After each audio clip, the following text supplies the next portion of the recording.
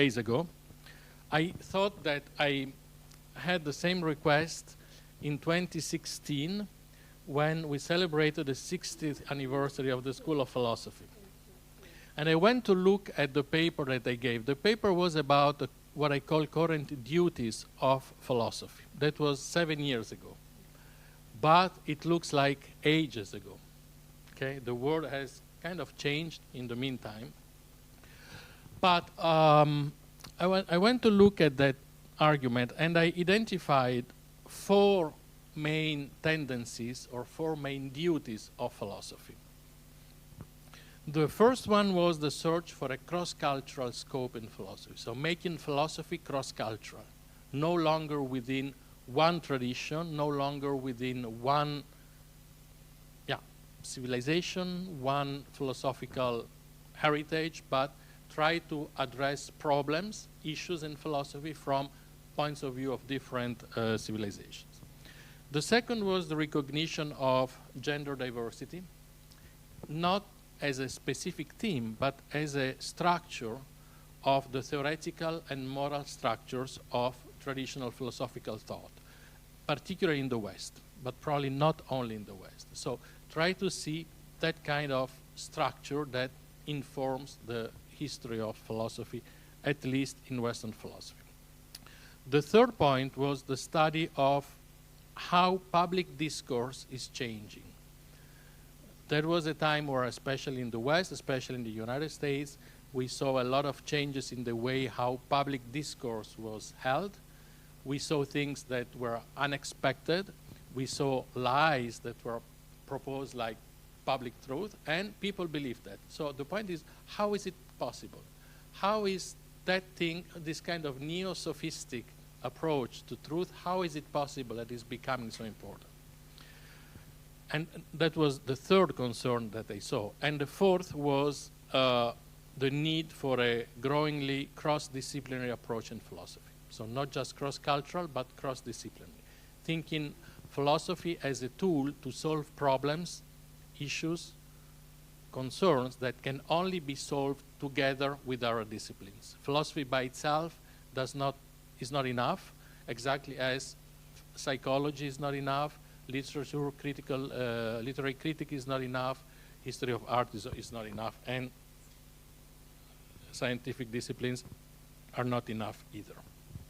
So this was my goal in that different world 7 years ago, was to highlight some possible approaches that, in my view, were kind of structural, were kind of nourishing contemporary philosophical work. So interculturality, gender sensitivity, scrutiny of the public sphere, and interdisciplinarity.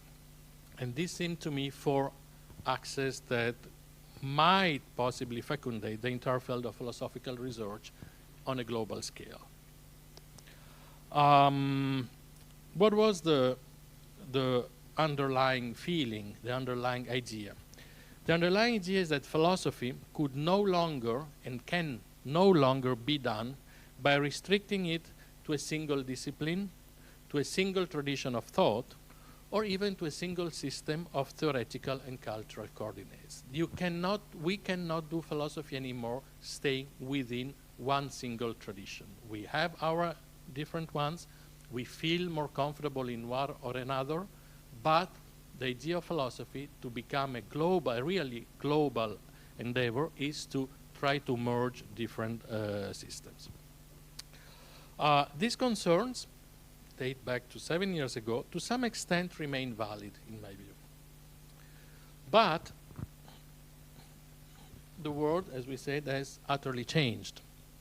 And we observe a shift in philosophical concerns as well. So these may be valid, but they probably need to be updated, in my view, and they probably need to be supplemented by new concerns and new approach.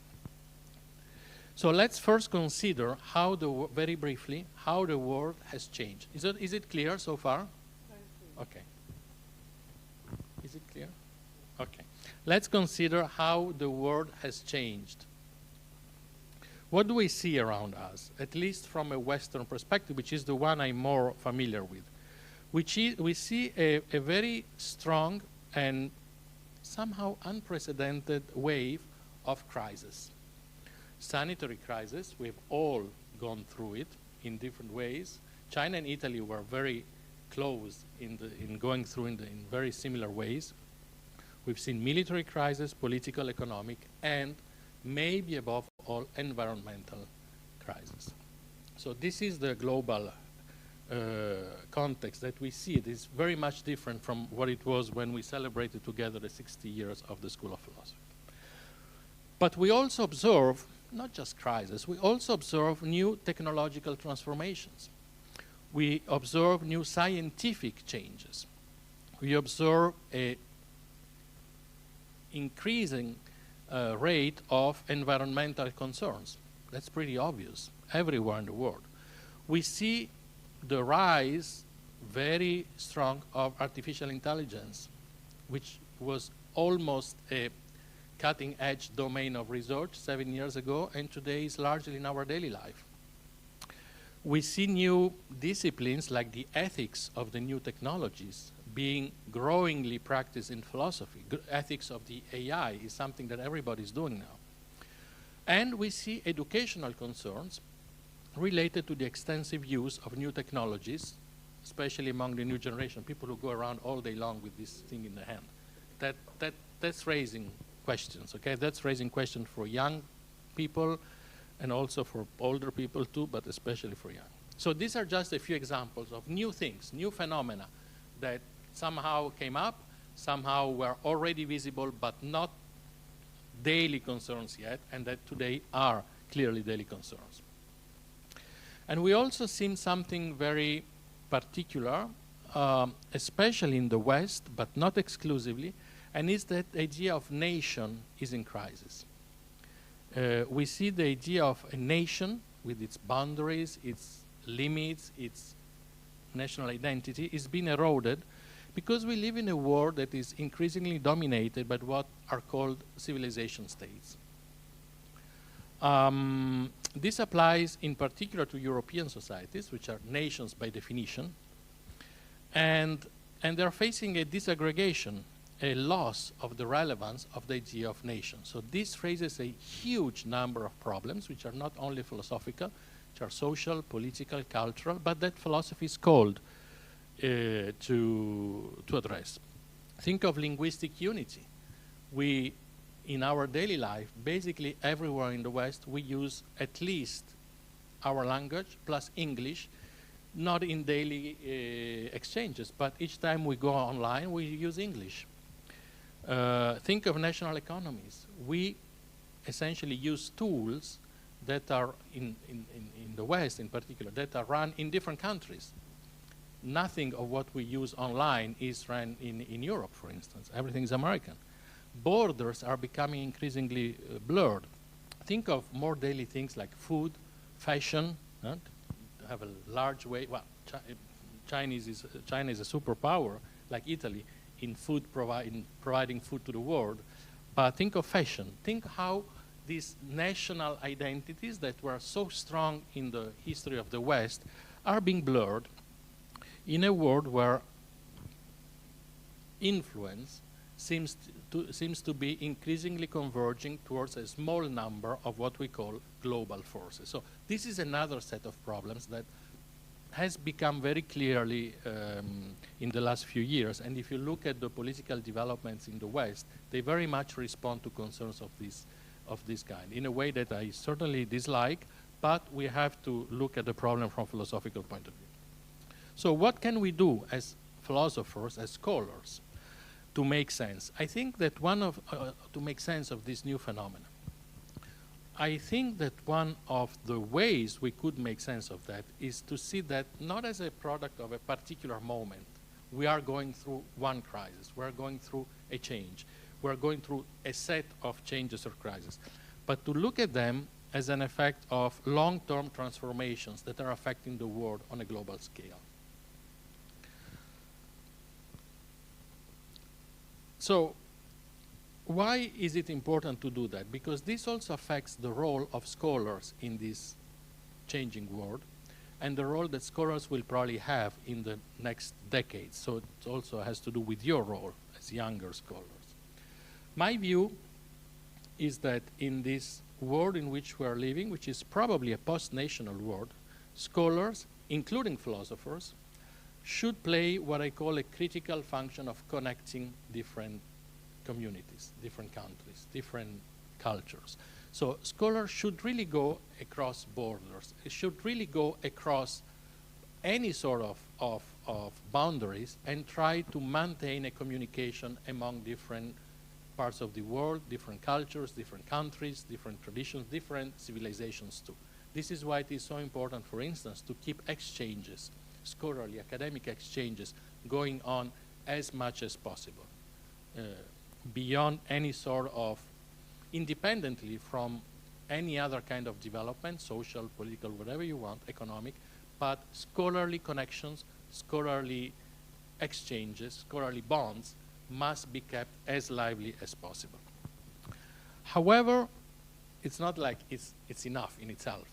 It works if only under certain conditions. And I think that scholars, philosophers in particular, might effectively play a role of permeating or fertilizing the intellectual communities of the world if they respect some basic conditions. And this is what we observe if we map the research, what we observe in different parts of the world in kind of a consistent way. So, first of all, one of the main tasks of scholars is to imagine the suitable conditions for a peaceful global interaction. What does it mean? It means that we have to reflect on the social transformation that we are seeing in different parts of the world and try to reflect on them under categories that are fit to this new society. It means that, and it shows that political philosophy, for instance, social philosophy, what we call political and social philosophy, is acquiring a growing role in philosophical reflections in different parts of the world.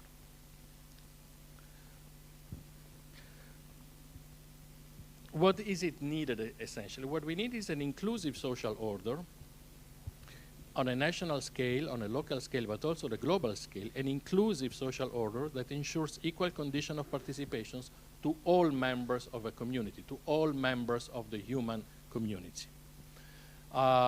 Looking for ways of rethinking global relations, of rethinking social relations in a way that may change, may not change, depends on the parts of the world, but a lot of scholars across the world are very much involved in that. In China, a good example is Professor Zhao Tingyang, who actually has developed a very, very peculiar idea of international order or political order, which is called all under heaven, Jiangxia.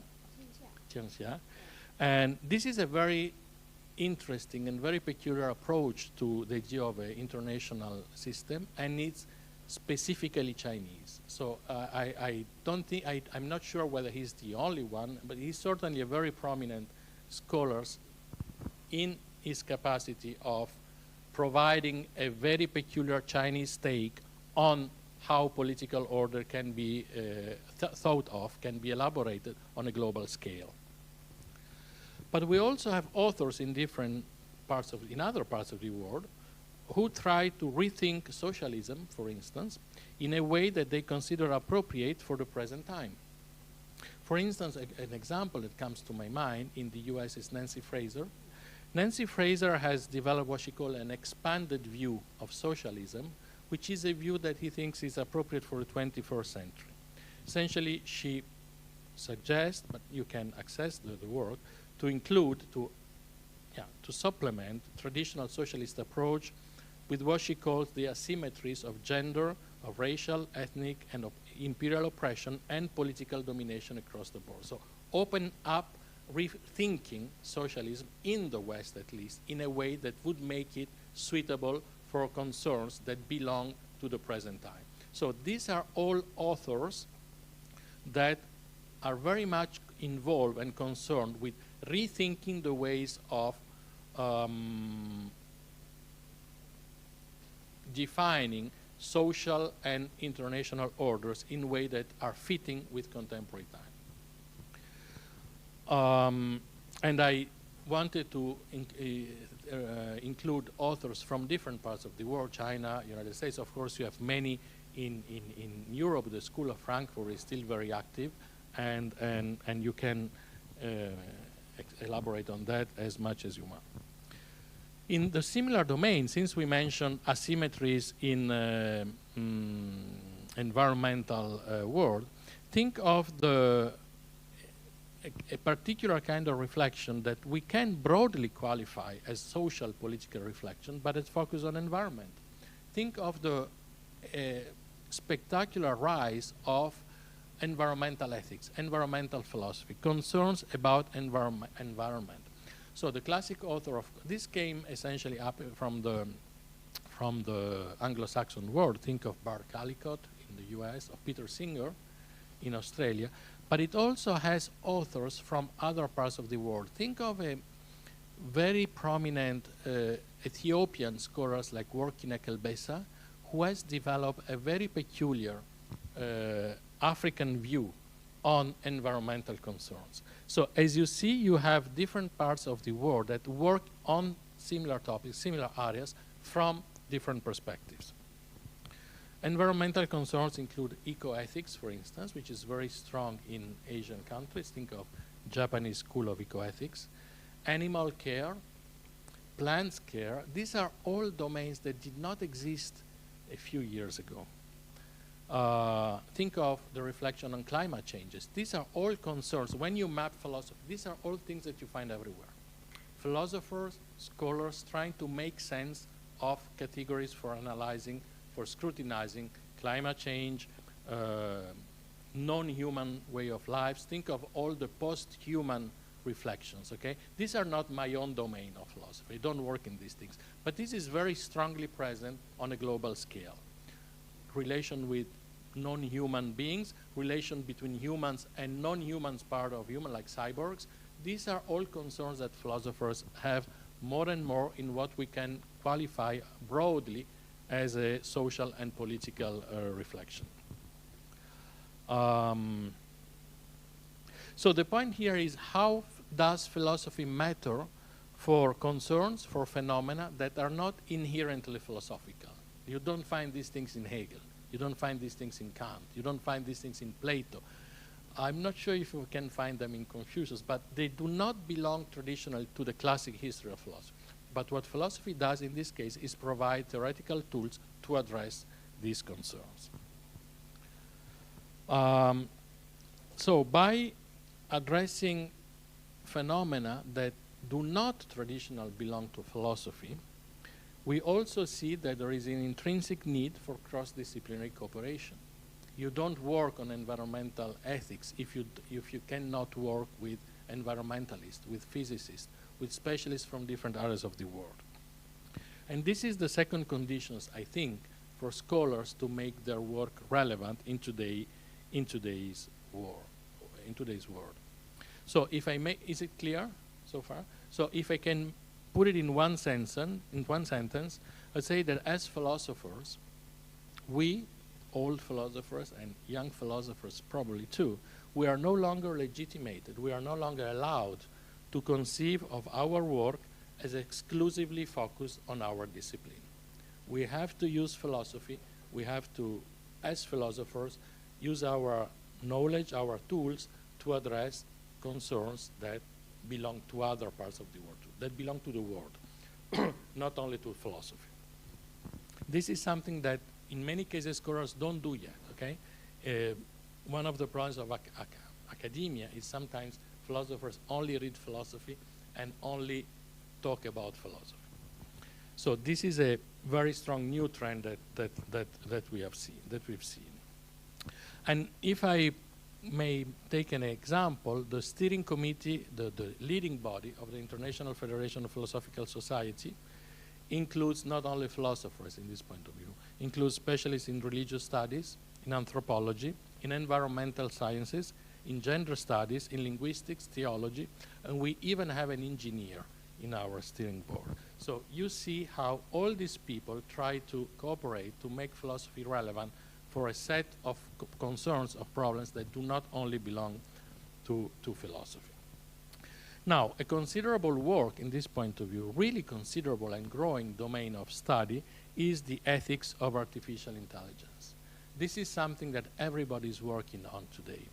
And when we are talking about the World Congress in Rome next year that Jean just mentioned, one of the first questions I always have is there something about artificial intelligence? Of course, there is a lot about artificial intelligence, and that's a very strong concerns for philosophers, basically everywhere in the West. But to be fair, the first place where I heard talking about the ethics of artificial intelligence was in China. And it was about 10 years ago, and people were already working on that. I'm not sure if it was here or in Beida or some other university, but it was very clear, while in Western university it was still very much a marginal domain. So nowadays, everybody works on the ethics of artificial intelligence. Of course, it's not just by studying philosophy. It's by cooperating with specialists in bioengineering, biomechanics, in mathematics, in logics, in cybernetics. So there is a whole group of scholars who work in this domain. If you look at the leading postdoc programs in Europe, you've seen from mainly all over Europe in particular, a very high number of programs that deal with artificial intelligence in one or another sense, or which use topics in artificial intelligence. Think, for instance, of one problem that is more and more increasingly felt in American universities. Students don't do their homework. They have, which I don't know, I hope you don't do it too. Students essentially have their homework done by ChatGPT or similar things. And there is often no way for professors to detect that. Okay? It's extremely hard. Like, we are very well trained in detecting plagiarism. If you copy something from the internet, we see immediately. Okay? And if some of our colleagues send a paper to be published that is copied from somewhere else, that we know exactly how to find it and see it. But with artificial intelligence, it's something we don't know how to deal. So this is prompting a lot of debate in American universities about how to deal with that. How do the educational system respond to that? Does it mean that they have to change their methods? Does it mean that they can no longer have students compose their own things at home? It's something that is changing the method of work of American universities. So this is one example. But of course, you also have leading philosophers all over the world who deal with it. One of the most famous is the Australian philosopher David Chalmers. Chalmers is a leading scholar in artificial intelligence and someone who is also prompting the domain to become more and more felt by, more and more a matter of interest for colleagues in other domains of philosophy. So this is a very considerable domain of work. But if we look at cross-disciplinary approach, you can see how cross-disciplinary and cross-cultural go together. Think of the importance of philosophy of religion, which has always been a very strong domain in Asia, but not so much in Europe. And recently, a historian of philosophy, a colleague of mine in Italy, asked me, what is philosophy of religion after all? So I was shocked. I mean, it's something that half of the world does all the time. And it's something that is coming back. And again, it's a domain that is very much at the crossroads of different disciplines. So you have a lot of works on that, of course, in China, in Japan, in Southeast Asia, for instance, and more in the West.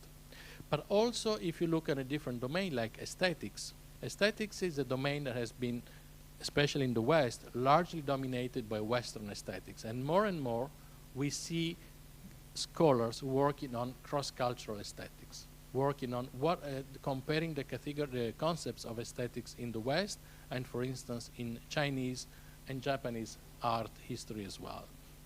And more with the presence of scholars from the Arabian world as well. So you see how the different ways of doing philosophy are changing. When I was a student, when I was your age, we had our handbooks of the history of philosophy. The one I liked was in 10 volumes. It was a pleasure to read it. And 9 volumes and a half were about Western philosophy. And the last 50 pages were philosophy in the rest of the world. Okay? That's no longer viable. That doesn't exist anymore. So nowadays, the way of doing philosophy is really crossing boundaries, really trying to enlarge the ways how we do philosophy in different traditions and applying our concepts to a growing number of public concerns, of public debate, which is, if you want, the old tradition of philosophy as a public commitment, as public engagement, philosophy transforming the world, okay? This is something that at least Western philosophy has always known. So this is coming back in different ways. It's 5 o'clock already? Oh. Okay, let me speed up a little bit. The third point, the third commitment that scholars should, I think, take to make sense, to be relevant in the world, is what we have already said many times, take a long-lasting, a durable, cross-cultural turn in doing philosophy. This is something that I think is pretty much common in China and in Asian countries in general, but it's much less common in Western philosophy. So when we map, and we would take a map of cross-cultural philosophy around the world, China would probably be strongly red, while Western Europe would be very, very slightly pink, because it's really something that is not yet in the common feeling, and the World Congress in Beijing helped very much develop that approach. One example, I will just give you one example.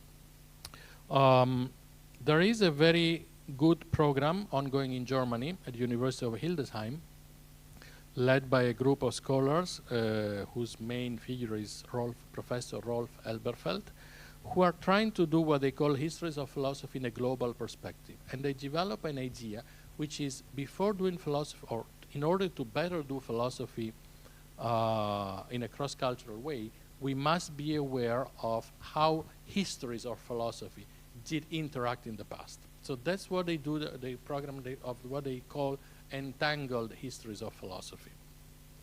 And what's their idea? Their idea is that they want to expand the curriculum of philosophy in a way that students would be exposed to history of philosophies in different areas of the world. So not only study Western philosophy, for instance, but really being aware of what philosophy has been in different parts of the world and is being in different parts of the world across history. So they have a team of, I think, 7 or 9 scholars who are researching in different languages, basically in all languages they can reach, to see how in those traditions there have been a philosophical tradition, even if it was not called philosophy, okay? But we can consider it as of philosophical reach, and also allows the idea of philosophy to be expanded, to be enlarged, okay? This was not traditionally considered a philosophy, but let's take it into the philosophical canon. Now, when you touch at the history of philosophy, this is a general lesson that you might retain. When you touch at the history of philosophy, you touch at the scope of philosophy, okay? It's really the basis, it's really the structure of philosophical teaching. So by trying to expand the canon of history of philosophy, by trying to expand the history of philosophy into histories of philosophies, you really change the scope of philosophy in your daily work, in your actual work. This is one example of a very strong academic program. It's funded by, I think it's funded by the German Research Agency. And it's a very good example of how even not a prominent university like Hildesheim in Germany, it was not one of the leading universities, but can become a leading university in one specific domain by opening up to something new, to something original, actually. So what they do is that they assess how the different linguistic traditions in philosophy have evolved and interact across history. So I just wanted to give you this example because I think it's very precise and it's a very good example of how philosophy can be transform in something more open and more and wider than it used to be. But at the same time, you may have noticed that by opening up philosophy to different traditions, you also change the notions of philosophy. It's not like you just keep it as it is. It's not the case. Okay? And we see new or old ideas coming up in the debate in a very particular way. Think, for instance, of the notion of wisdom. Wisdom is a key, is a concept in Chinese philosophy, for instance, but it was kind of out of the debate in Western philosophy for the last 2 centuries, at least. It was not a word that we liked. It was not a word, it was not a concept that we consider timely anymore. But because there is a growing dialogue, a growing exchange with scholars in China, the notion of wisdom has become a new key concept just to try to understand other cultures or other philosophies, okay? And if you look at the number of occurrences of the notion of wisdom today and say 50 years ago, it's amazing, okay? Today it has come back into the debate in different domains, in moral philosophy, in political philosophy, in the history of philosophy. This was something that didn't exist when I was a student. The same is for notions that belong to the, for instance, the Chinese philosophical tradition and that were not particularly used in the West lately. Think of the notion of compassion, for instance. Think of the idea of the compassionate ruler, no? In traditional Chinese philosophy. This is not anything that anybody would use in the West when I was a student. And nowadays it's something that has become part of common debates and common philosophical understanding. Think of the notion of friendship. It's virtually impossible today to talk about friendship without involving different traditions. What is friendship as a human way of relation in different cultures? How do we define friendship? If you think of the notion of friendship, which is a kind of a fashionable topic today, if you think of the notion of friendship in the Western tradition, how would you use it at your age to interact with friends or colleagues from other cultures? So you have to expand the notion. You have to see what this notion means in different cultures. And this has become a new concept, a new way of doing philosophy. So when I say go cross-cultural, go open, it means for each concept, each notion that you see, try to see how it has been dealt with in different philosophical and cultural traditions, okay? That's true everywhere in the world. You are much more advanced than Western students are, probably, but still, it's something that has to be preserved, okay? Look in how these notions have been discussed. Another good example, which you'll probably be very familiar with, is the notion of benevolent, rent, okay? This is another notion that was kind of marginal in Western philosophy lately, and that thanks to the exchanges basically with China, mostly with China, has become a common interest for Western philosophers again, okay? You don't understand Chinese philosophy if you don't start from the notion of benevolence. And so it has entered the debate in ways that were not imaginable a few decades ago. So what we are facing, this is something I would like to, and then I will stop and please, I'll give you the floor. Yeah. What we are seeing is what I call a reassessment of the scope and reach of philosophy. We used to, especially in the West, we used to have a canon of philosophy, which was essentially the same for the last centuries. Okay, it starts from Thales or the Greeks, and it ends this morning. But it doesn't go very much beyond the West. Now, this has been completely undone, and we are reassessing what philosophy is in its relation with other disciplines, in its relation with the real world, with the outer world, and in its relation with different traditions. And this is something that I don't think will ever stop, at least for a predictable lapse of time. So if you are going to work in philosophy, and probably in the humanities at large, this is probably the world in which you will find yourself. And this is something that is probably true everywhere. doing philosophy as a tool to go across boundaries, across cultural boundaries, disciplinary boundaries,